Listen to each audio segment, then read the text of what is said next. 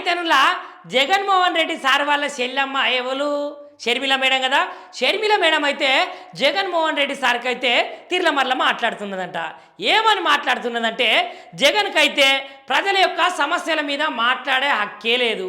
ఇప్పుడేమో 2.0 అనుకుంటా జనాల సమస్యలు తెలుసుకున్నందుకైతే ముందడికి ఎందుకు వస్తున్నాడు. అయినా సొంత బాబాయిని చంపి సునీత మీదకి నెట్టేసినోనికి సింగయ్య మృతి ఒక పెద్ద కారణమవుతుందా చెప్పుర్రి. గా కారణాన్ని అయితే తప్పుదవ్వ కూడా పట్టించిండు. ఇగో గిట్లాంటి మనిషికైతే 5 సంవత్సరాలు పరిపాలించని జనాలైతే పట్టం కడితే ఏం చేసిండు? జనాల సమస్యలను ఏమైనా తీర్చిండా? జనాల ముచ్చట్లను ఏమైనా పట్టించుకున్నాడా?